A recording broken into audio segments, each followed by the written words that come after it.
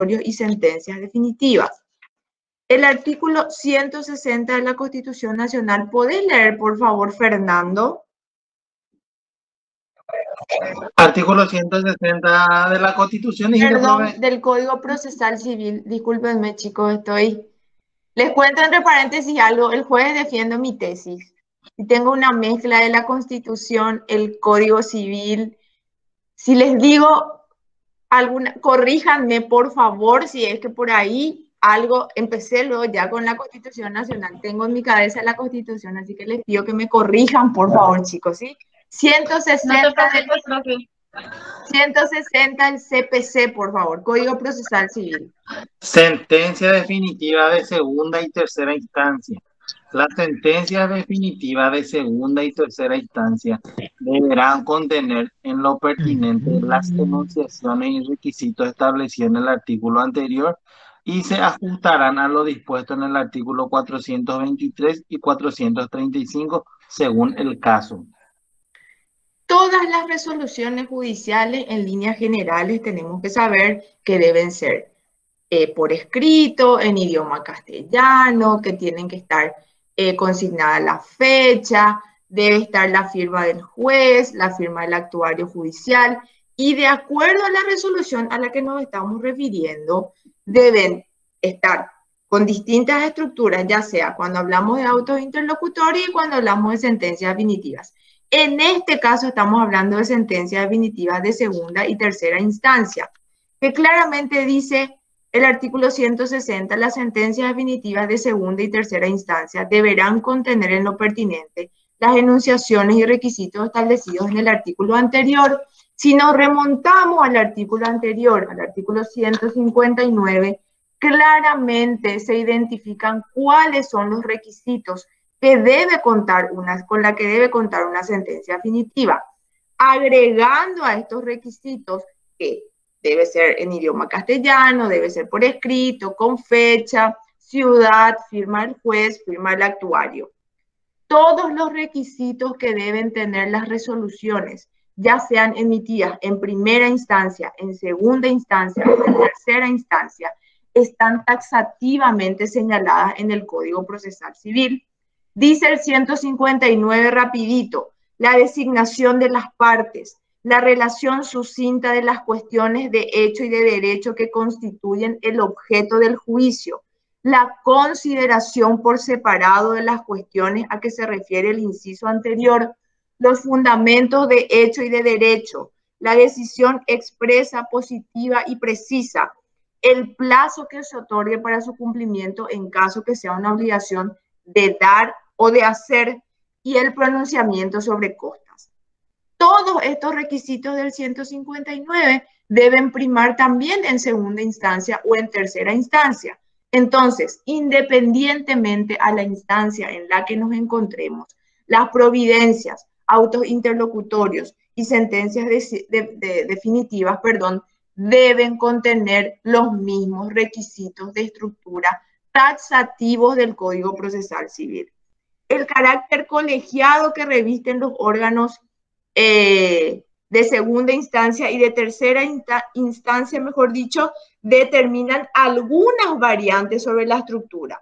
¿Cuáles podrían ser algunas variantes? Por ejemplo, que en las providencias, en el Tribunal de Apelación, la firma el presidente del tribunal, la sentencia definitiva debe estar firmada por el colegiado, igual que los autos interlocutorios. Entonces, cuando estamos en primera instancia, no tenemos inconveniente en cuanto a la estructura que tiene que ver con la firma de la resolución.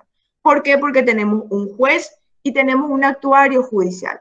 Cuando estamos ante un órgano colegiado, entiéndase, Tribunal de Apelación o Corte Suprema de Justicia, cuando hablamos de providencias, la firma el presidente designado con el actuario judicial, pero las demás resoluciones, como las sentencias que se emiten en esas instancias, deben estar firmadas por todos los miembros de la instancia correspondiente. Artículo 161. María Julia, ¿puedes leer, por favor? Sí, profe. Monto de la condena al pago de frutos, intereses, daños y perjuicios Cuando la sentencia contenga condena al pago de frutos, intereses, daños y perjuicios, fijará su importe en cantidad líquida o establecerá por lo menos las bases sobre las que haya de hacerse la liquidación. Cuando no fuere posible lo uno ni lo otro, por no haber hecho las partes estimación de los frutos, intereses o daños y perjuicios, estos podrán ser fijados en otro proceso, siempre que se hubiere hecho la reserva correspondiente. Siempre, absolutamente siempre, cuando nosotros podamos determinar un monto, cuando nosotros podamos determinar qué es lo que estamos solicitando en el marco de una petición, de una pretensión, de una demanda, y podemos calcular ese monto, lo debemos hacer. ¿Por qué? Porque claramente dice aquí, cuando la sentencia contenga condena de pago, de frutos, intereses, daños y perjuicios, fijará su importe en cantidad líquida o establecerá por lo menos las bases sobre las que haya de hacerse la liquidación.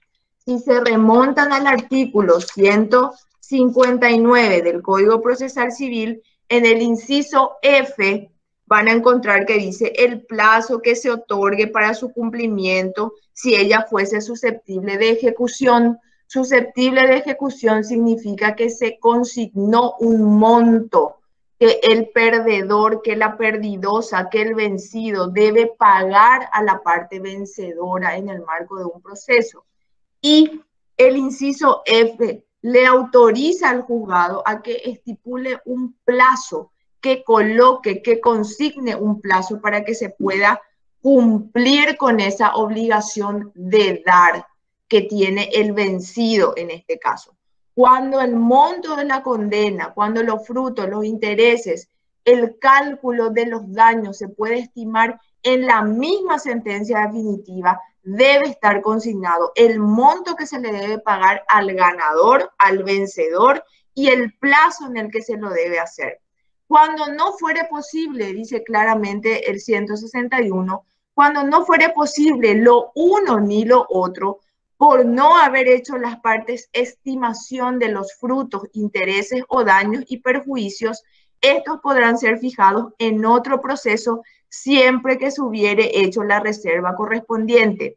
La reserva correspondiente significa que, si bien yo no puedo hacer una estimación con una simple operación aritmética, me reservo y deben mencionar en su escrito, cuando ustedes no puedan estimar en el marco de una demanda montos, cuando ustedes no puedan calcular con un cálculo simple aritmético lo que ustedes están peticionando, se deben reservar ese derecho, porque si ustedes no se reservan ese derecho, no van a poder peticionarlo después.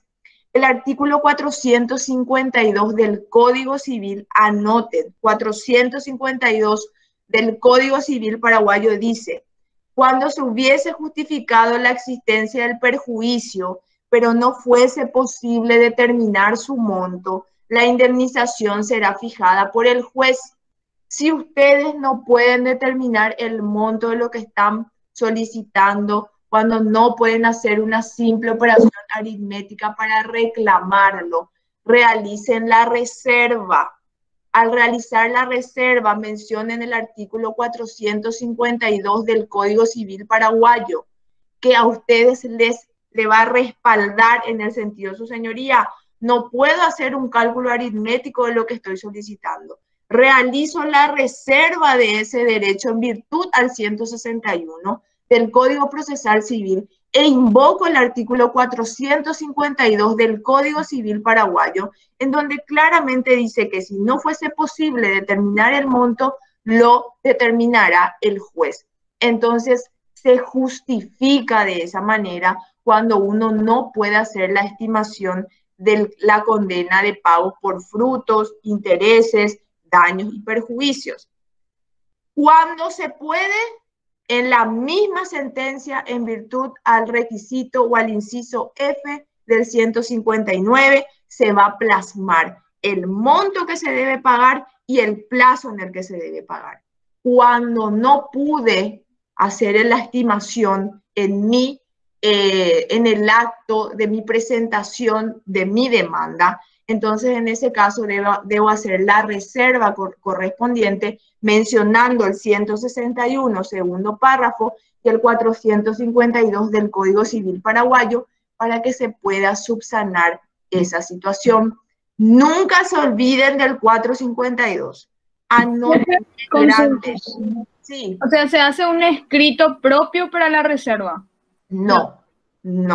En el escrito de demanda, Alejandra, en el escrito de demanda es la única oportunidad que vos tenés para poder reclamar y someter tu pretensión ante el órgano jurisdiccional.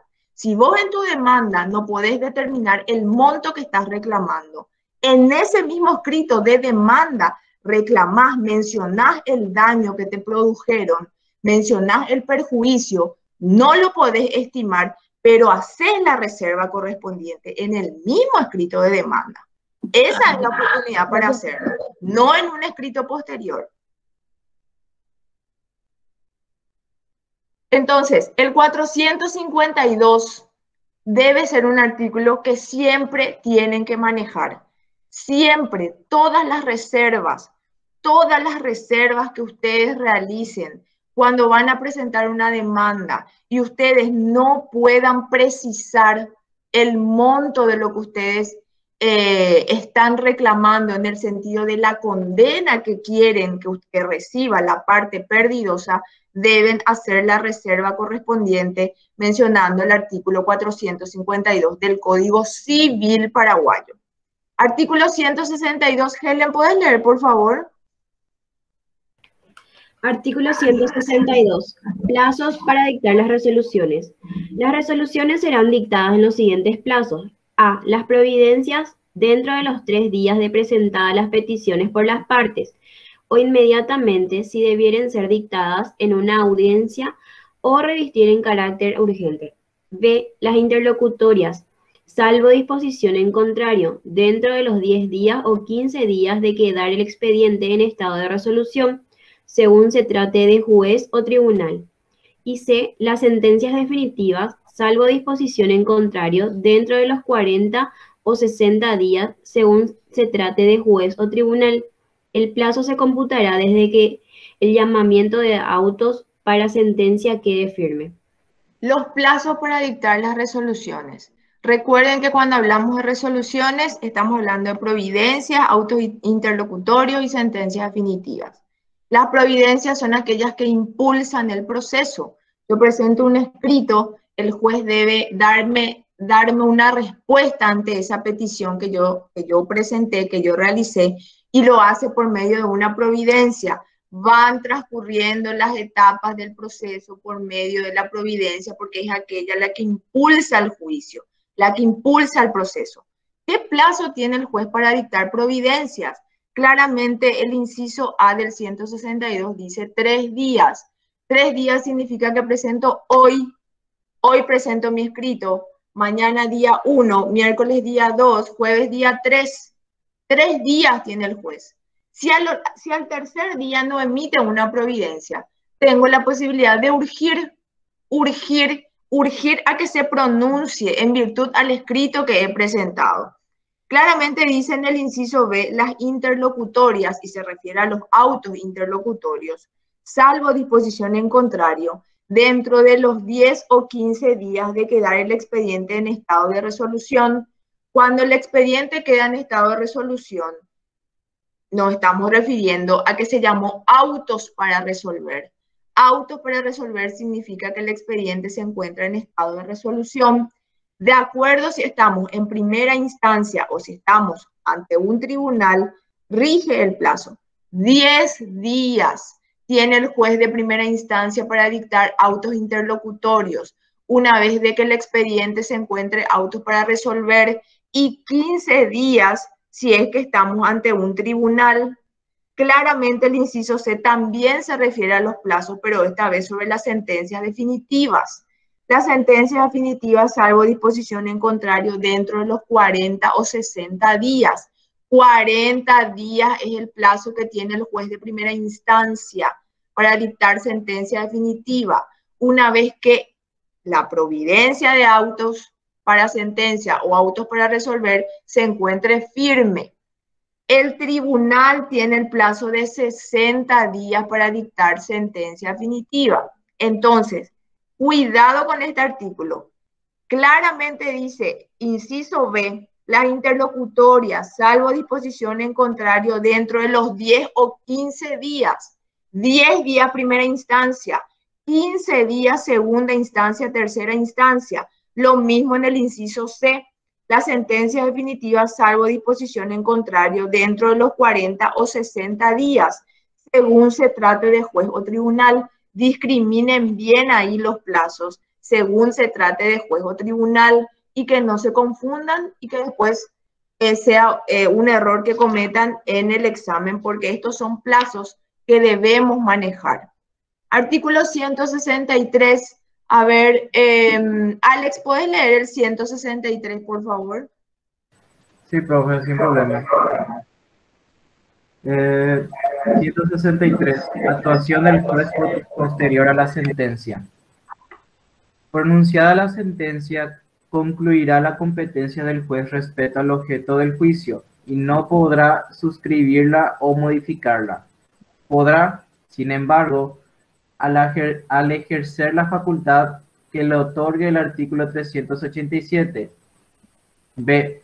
Ordenar a pedido de parte las medidas precautorias que fueran pertinentes. C. Disponer las anotaciones establecidas por la ley y la entrega de testimonios. D. Resolver acerca de la admisibilidad de los recursos y rectificar la forma de su concesión, de oficio o a petición de parte. E. Regular honorarios profesionales y F. Ejecutar oportunamente la sentencia. Cuando el juez emite sentencia definitiva, concluye su competencia. ¿Por qué? Porque ya se expidió con relación al objeto que se estaba debatiendo en el marco del proceso. Pero existen algunos actos procesales que todavía puede seguir realizándolo. Y claramente el 163 establece cuáles son esos actos procesales que puede seguir realizando. El primero dice, inciso A, ejercer la facultad que le otorgue el artículo 387. El artículo 387 se refiere al recurso de aclaratoria. Muchas veces ocurre que en el marco de una sentencia definitiva, el juez omite plasmar alguna situación o incurre en algún error voluntario o puede o necesite aclarar alguna cuestión que está un poco vaga o un poco oscura. Entonces, cuando se interpone el recurso de aclaratoria contra la resolución que este juez ha dictado, entonces obviamente se tiene que expedir sobre el recurso de aclaratoria. Puede también el juez ordenar medidas precautorias que fuesen pertinentes. Por ejemplo, puede ordenar embargos, puede ordenar algún tipo de medidas a petición de parte o de oficio, si este cree conveniente en virtud a las facultades instructorias que tiene. El inciso C dice disponer las anotaciones establecidas por la ley y la entrega de testimonios. Puede librar oficios para que se realicen las anotaciones pertinentes en las diferentes instituciones. Puede entregar a las partes testimonios, puede librar, puede comunicar a ciertos archivos el testimonio de esto. Como por ejemplo, ustedes sabrán de que cuando se dicta una sentencia definitiva, una de las copias de la sentencia definitiva va a estadística del Poder Judicial. Queda registrada la sentencia definitiva con fecha, número, juez, actuario y sobre qué expediente se emitió esa sentencia definitiva. También puede resolver, mejor dicho, acerca de la admisibilidad de los recursos y rectificar la forma de su concesión de oficio o a petición de parte. Cuando estamos hablando de primera instancia, los recursos en su mayoría se interponen ante el juez de primera instancia y se expresa agravios ante el superior. Vamos a estudiar, vamos a adentrarnos más adelante en los recursos. Pero ¿qué quiere decir el inciso D? resuelve acerca de la admisibilidad de los recursos y de la concesión. Quiere decir de que si lo hicimos en tiempo y forma, si interpusimos recurso en tiempo y forma, nos va a conceder el mismo juez de primera instancia. Si lo interpusimos fuera del plazo, no nos va a conceder porque justamente lo interpusimos fuera del plazo de ley, pero es el mismo juez, aunque ya haya dictado sentencia definitiva, el que tiene estas atribuciones. También el juez de primera instancia, aunque haya dictado ya sentencia definitiva, tiene la facultad de regular honorarios profesionales. Los honorarios del abogado o los honorarios del perito o los honorarios de cualquier auxiliar de la justicia que ha intervenido en el marco del proceso son regulados por el juez de primera instancia después de que haya culminado y haya dictado esta sentencia definitiva.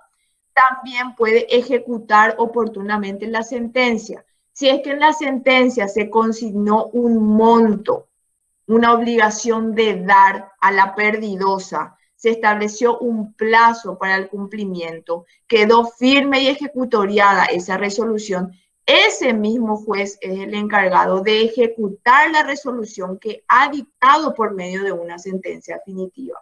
Entonces, existen atribuciones que el juez de primera instancia, independientemente a que haya dictado o que ya se haya pronunciado por medio de una sentencia definitiva, lo puede seguir realizando y son las que se encuentran taxativamente explícitas en el artículo 163 del Código Procesal Civil. Artículo 164. Enio Daniel, ¿puedes leer, por favor?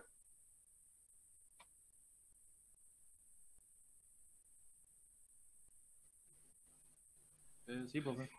Te escucho. 164, ¿verdad? Sí.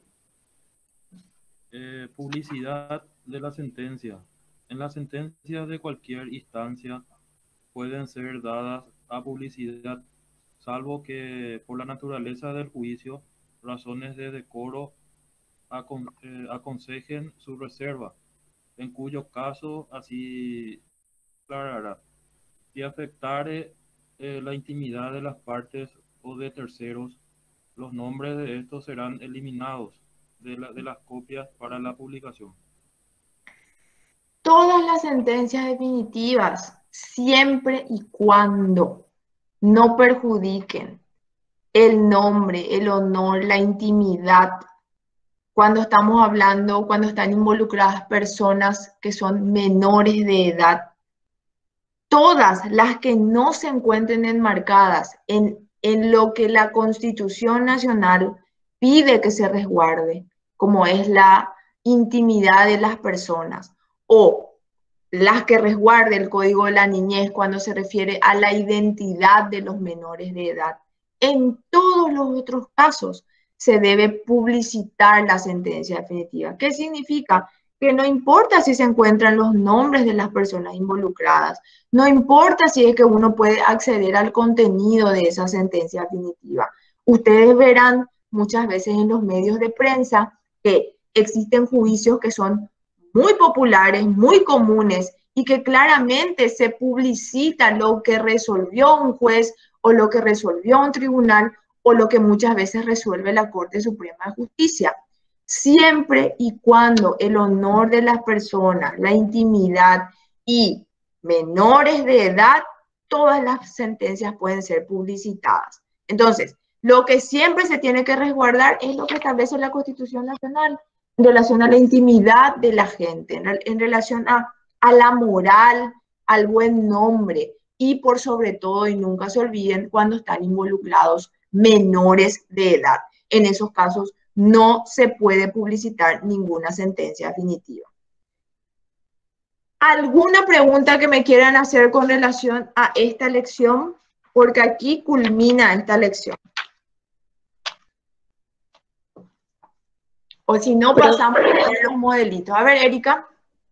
En el artículo 162, en cuanto a los plazos, Sí. en el inciso B y C, habla sobre salvo disposición en contrario. ¿A qué se refiere eso, profe? Y salvo disposición en contrario es que, por ejemplo, si bien el plazo es, por ejemplo, de 10 días para los autos interlocutorios y 15 días también para los autos interlocutorios, pero en tribunal de apelación, si es que el tribunal o si es que el juez considere que es urgente la resolución de esa cuestión, entonces lo puede emitir antes. Lo que no puede hacer es emitir fuera del plazo. Y de la única justificación que puede tener un juez para emitir fuera de estos plazos que el 162 establece, Erika, es en el caso de que tenga exceso de trabajo. ¿Cuándo el juez puede justificar exceso de trabajo? Cuando generalmente nosotros los abogados planteamos ya el recurso de queja por retardo de justicia, que vamos a estudiar más adelante, que significa que nosotros recurrimos en queja ante el superior porque el juez de primera instancia no está dictando las resoluciones en el plazo. Y siempre, siempre, siempre, ¿cómo se resguardan los jueces de primera instancia? Manifestando de que se encuentran con exceso de trabajo. Entonces, si bien el 162 establece claramente cuáles son los plazos, este es el tope que tiene de acuerdo a cada resolución el juez o tribunal para dictarlo. Claro que lo puede hacer antes, porque puede ser urgente, porque el juzgado es diligente, se puede expedir antes. Lo que no puede hacerlo es expedirse después. Y si se expide después, entonces tendrá que justificar el motivo ante el Tribunal de Apelaciones si es que la parte recurre en queja por retardo de justicia. Que vamos a estudiar. Entiendo, profe, gracias. Dale. ¿Alguna consultita, chicos? Esta lección es fácil, ¿verdad? Porque todos están callados. Voy a compartir con ustedes pantalla. Decime. Sobre la queja. ¿Cierto Sí. que te dan la queja y después los jueces te marcan, profe? Ay, no me hagan decir cosas, chicos, que yo no puedo decir. Bueno, antes. Profe, tu cara ya dice todo. No, perdón, chicos, yo no sé, lo voy a disimular. Créanme que antes, cuando comencé a ejercer la profesión, yo tenía mucho miedo de presentar urgimientos. Creo que les conté luego a ustedes en qué consistía. Cada vez que uno se iba a presentar urgimientos, te decían, ¿para qué, doctora, presentás? La jueza se va a enojar, el juez se va a enojar. Ahora los tiempos que estamos viviendo son distintos en el sentido de que hay mucho control y tenemos una Corte Suprema de Justicia nueva. Y eso nos ayuda muchísimo. Entonces, cierto, Fernando, cierto es lo que decís. Antes ocurría eso y yo muchas veces he dejado de presentar urgimientos o he dejado de presentar quejas por retardo de justicia por miedo, porque automáticamente los secretarios te decían, bueno, uno también de repente es un poco tonto en creer ese tipo de cosas, pero muchos te decían, el juez se va a enojar, la jueza se va a enojar, te va a dictar una resolución en contra, pero no puede pues, un juez, ya con los años uno eso deduce, no puede pues un juez dictar por dictar nomás una resolución en contra. ¿Sí? Debe justificar y fundamentalmente vieron acá todos los requisitos que tiene que reunir una sentencia definitiva o un auto interlocutorio para que se dicte en el marco de un proceso. Pero muchos cuando comenzamos a ejercer la profesión tenemos miedo porque no queremos entrar de choque, porque queremos que salga nuestro expediente, queremos que sea rápido, queremos que se dicte sentencia a favor. Pero sí, Fernando, te tengo que decir de que yo muchas veces he incurrido en esos errores cuando me decían, no, doctora, no vayas a presentar, no, cuidado, no, esto. Pero hoy en día, ni un poquito de miedo. Todos los urgimientos que tengan que venir se presentan, hay mucho control, los jueces deben informar cada trimestre o cuatrimestre a la Corte Suprema de Justicia. Entonces, estamos mejorando mucho. Y por sobre todo la Corte Suprema de Justicia promete mucho porque se están expidiendo, la Corte se está expidiendo, está resolviendo. Si bien ellos nunca están en plazo, pero porque esto ya es algo que ellos, ¿cómo decirle? Ya vienen arrastrando desde otras épocas. Entonces igual están tratando de ponerse al día y créanme de que hoy, cuando uno presenta alguna acción de inconstitucionalidad, que antes probablemente te tardaba. Yo, chicos, tuve una acción de inconstitucionalidad que se me resolvió en 6 años. Ustedes se imaginan lo que es 6 años. Una locura. Ahora se está moviendo más, se están expidiendo en, si bien no en plazo, pero en plazos más cortos que los que ocurría antes. Entonces hay mucha esperanza. Y Fernando, yo te sugiero algo, siempre siempre urjan. ¿Por qué? Porque los plazos están. Sí, ustedes ya van a ser otra generación de abogados, una generación ya con los medios telemáticos, con sus expedientes en sus teléfonos, ya no van a pasar muchas cosas que hemos pasado nosotros, con las notificaciones voladoras que antes te hacían, notificaciones que te aparecían, cargos que te antedataban, cosa que hoy ya no ocurre porque es electrónico. Entonces ustedes van a estar muy respaldados cuando comiencen a ejercer la profesión. Así que, Fernando, cada vez que presente un escrito de urgimiento, acordate de mí, ¿sí? Profe, pero Ana, pues hay otra pregunta. Creo que se Decime. puede hacer 2 urgimientos, nomás se puede hacer, eso está establecido, ¿verdad? 2 urgimientos, claro. Al tercer urgimiento ya te vas en queja. No, y hay gente que dice que hacen 4 urgimientos y eso para antes de ir a queja. Se puede ¿Cierto? hacer, entonces, podría hacer, entonces. Claro, sí, claro. Vos podés, generalmente lo que hacemos es formular manifestaciones para no poner urgir. Formular manifestaciones, que por el presente escrito solicita a su señoría se expida, que por el presente escrito solicita a su señoría se expida, que por el presente escrito y o muchas veces primer urgimiento, así luego ya le pones en tu objeto. Luego ya segundo urgimiento, y ahí el segundo urgimiento ya es como casi una amenaza, ¿verdad? Pero Profe, así, eso sí, sería Lorena. como si fuese un queja por retardo de justicia, sería el objeto que se llegase a presentar si es que se presenta un tercero o más urgimientos. Claro, cuando vos ya tenés 2 escritos de urgimiento, con esos 2 escritos de urgimiento ya te podés ir en queja por retardo de justicia.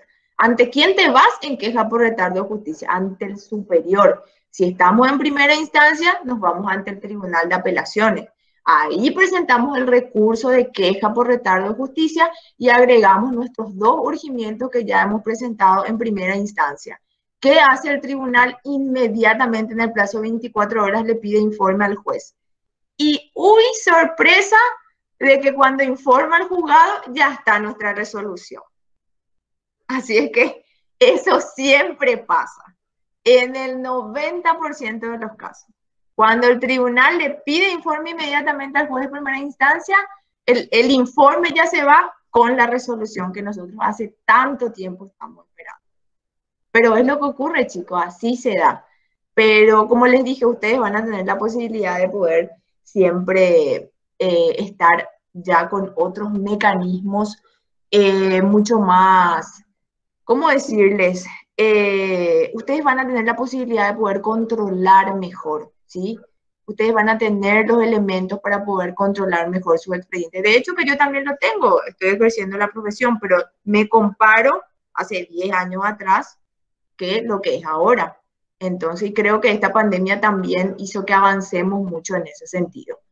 Bueno, ahora quiero compartir con ustedes modelos de resoluciones para que ustedes puedan ver en qué consiste. Primeramente, vamos a ver una providencia simple. Cuando hablamos de providencias, hablamos de aquellas que son las que impulsan el proceso. Tenemos providencias simples, y aquí vamos a ver una de ellas, y quiero que me digan si es que pueden visualizar. Sí, se ve. ¿Sí? Bueno, dice esta providencia: juicio Francisco Bernardo contra Hugo Guillermo sobre indemnización de daños y perjuicios por responsabilidad extracontractual. Y dice: por presentado al recurrente en el carácter invocado y por constituido su domicilio en el lugar señalado, téngase por iniciada la presente demanda ordinaria que por indemnización de daños y perjuicios por responsabilidad extracontractual promueve Francisco Bernardo Duque en contra de Hugo Guillermo Gómez Paniagua y o quienes resulten responsables, y de la misma como de los documentos presentados, córrase traslado a la parte accionada, citando y emplazándole para que la conteste dentro del plazo de ley. Autorízase la devolución de los documentos originales presentados previa autenticación de sus fotocopias por el actuario y agregación de las mismas en autos. A los demás puntos, téngase presente para su oportunidad. Téngase por ratificado al recurrente en el contenido del escrito de promoción de demanda. En cuanto al pedido de revocación de poder, deberá el recurrente formalizarla por escritura pública. Son días de notificaciones para que las partes comparezcan en la Secretaría del Juzgado los martes y jueves de cada semana, bajo apercibimiento de lo que dispone el artículo 131 del CPC. Notifíquese por cédula. Esta es la providencia que se emite posterior a la presentación de la demanda. Claramente dice en una parte, de la misma como de los documentos presentados, córrase traslado a la parte accionada, citando y emplazándole para que la conteste dentro del plazo de ley. Esta es una providencia que impulsa el proceso. ¿Por qué? Porque esta es la providencia que se debe notificar por cédula. Esta providencia se notifica por cédula al demandado, con todos los documentos de la demanda, y a partir del día siguiente el demandado tiene el plazo de 18 días para contestarlo. Esta es una providencia simple, una providencia que impulsa el proceso. Ahora nosotros estamos pasando de la presentación de la demanda por medio de esta providencia simple, se impulsa el proceso y se ordena que se corra traslado de la demanda al demandado, que se notifique por cédula, ¿para qué? Para que éste pueda contestarlo. Se encuentra la firma del juez y de la actuaria judicial. Esta es una providencia que causa gravamen irreparable. Dice, juicio, Comagro S.A. emisora contra Alberto Silva Caballero sobre acción ejecutiva. Asunción 30 de marzo del 2020. Siempre la fecha, siempre el año, siempre la ciudad. Hágase efectivo el apercibimiento decretado en autos y en consecuencia desígnese como depositario judicial a la parte actora. Líbrese el correspondiente mandamiento de secuestro del vehículo individualizado como Nissan, modelo Navara, color azul, matrícula número GAG 8941, con chasis número propiedad de Alberto Silva Caballero, con cédula de identidad 2.081.199, y para su diligenciamiento comisiones a un oficial de justicia. Líbrese oficio a la Policía Nacional en la forma y a los efectos solicitados. Ante mí, firma el juez y el actuario. Esta es una providencia que causa gravamen irreparable porque nada más y nada menos ordena el secuestro de un vehículo. Esta no es una providencia que impulsa meramente el proceso, como la que vimos anteriormente, que es una providencia simple. Por medio de esta providencia se causa un gravamen irreparable a una de las partes. ¿Cuál es la parte que está sufriendo un perjuicio o un gravamen irreparable? Aquella a la que se le está ordenando el secuestro de su vehículo. Ahora, autos interlocutorios simples, o mejor dicho, no, vamos a ver autos interlocutorios que causen gravamen irreparable. Este es un auto interlocutorio. Si ustedes se pueden fijar, arriba está el juicio, Banco Familiar Saeca contra Luis Fretes Prieto y otros sobre acción preparatoria de juicio ejecutivo. El AI número, cada AI debe consignarse un número, tiene la fecha. Esta es la estructura del auto interlocutorio. Visto el incidente de nulidad de actuaciones deducido por el señor Luis Fretes Prieto, por derecho propio y bajo patrocinio del abogado Ronald Francis González Ferreira.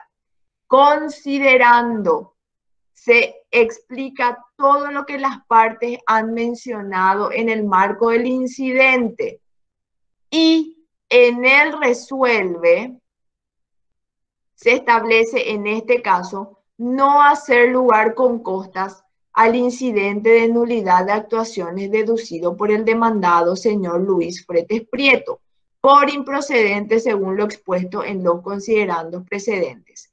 Costas a la parte perdidosa. Siempre se deben consignar las costas. En el auto interlocutorio, así como en las sentencias definitivas, el juez debe referirse a las costas, anotar, registrar y remitir copia a la excelentísima Corte Suprema de Justicia.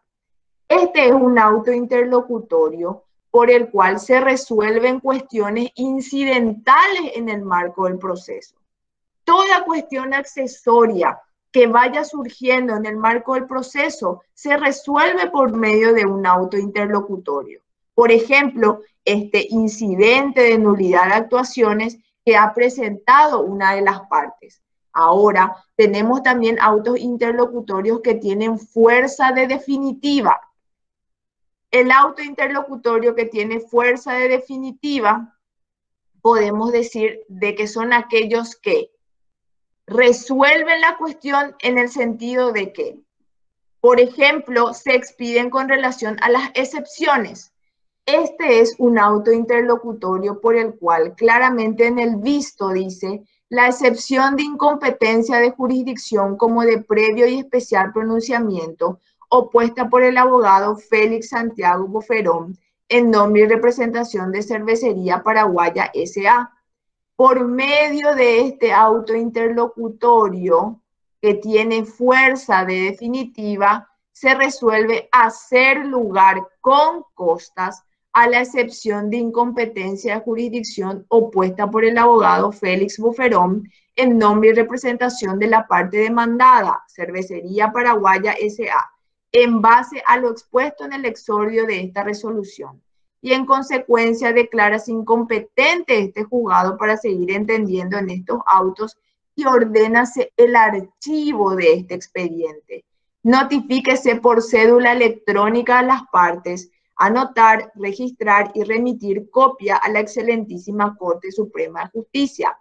Este auto interlocutorio tiene fuerza de definitiva. ¿Por qué? Porque claramente en el resuelve, en el punto 1, dice que este expediente se archiva, se ordena el archivo de este expediente. Por eso decimos que hay autos interlocutorios que tienen fuerza de definitiva.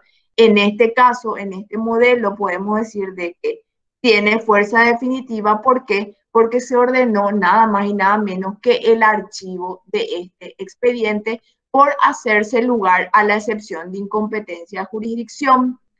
Luego tenemos un modelito de sentencia definitiva. Este es un modelo de sentencia definitiva. Por medio de esta sentencia definitiva, se resuelve declarar el divorcio por mutuo consentimiento de las partes que lo han solicitado. Arriba se plasma el nombre del juicio, luego el número de la sentencia, luego la fecha, el año y la ciudad, luego la estructura de la sentencia definitiva, visto estos autos y resultando en donde ahí se procede al relato de lo que ocurrió en el marco del proceso, este es un proceso cortito, considerando todas las cuestiones consideradas en el marco del proceso, en donde se va identificando lo que plasmó, lo que dijo la parte actora, luego la parte demandada. En este caso fue de mutuo consentimiento, entonces lo plasmaron en un solo escrito. Se menciona la intervención del agente fiscal en lo civil y comercial con el dictamen correspondiente y luego procede el resuelve. Declarar el divorcio por mutuo consentimiento de los señores Juan Daniel Renfenir y Miriam Lorena Paredes. Firme que fuera esta resolución, remitir copia autenticada a la dirección del registro del Estado Civil de las personas para su inscripción como nota marginal en el acta de matrimonio correspondiente, para el efecto librar el pertinente oficio. Este, por ejemplo, es un acto que el juez tiene todavía posterior a que haya dictado sentencia definitiva.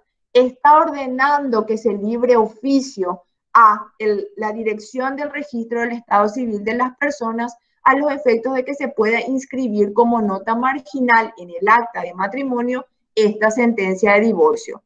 En este caso impone las costas en el orden causado. ¿Por qué impone las costas en el orden causado? Porque fue de mutuo consentimiento. Cada una de las partes se hace cargo de los gastos que se generó con sus respectivos abogados. Notificar por cédula en soporte papel claramente dice que debe ser notificada en soporte papel y no de manera electrónica. Anotar, registrar y remitir copia a la Excelentísima Corte Suprema de Justicia. Firma, sello. Estas son las formas de las resoluciones. Haciendo un repaso rápido, tenemos providencias simples, providencias que causan gravamen irreparable, autos interlocutorios que deciden cuestiones incidentales, autos interlocutorios con fuerza definitiva y sentencias definitivas. Esto es lo que ustedes tienen que manejar a los efectos de qué, a los efectos de que puedan tener una idea de qué es lo que estamos hablando cuando nos referimos a las resoluciones judiciales. Y siempre, de acuerdo al gravamen o al perjuicio que ustedes sientan que cualquier resolución judicial por el cual el juez está expidiendo les está causando, tiene que ser susceptible de apelación siempre. ¿Alguna consulta, chicos? Esto va a estar en la plataforma para que ustedes puedan ver. Voy a tratar de hacerles un resumencito también con las características esenciales de las tres formas de resoluciones para que ustedes puedan tener también a los efectos de un breve resumen. Muchísimas gracias, profe.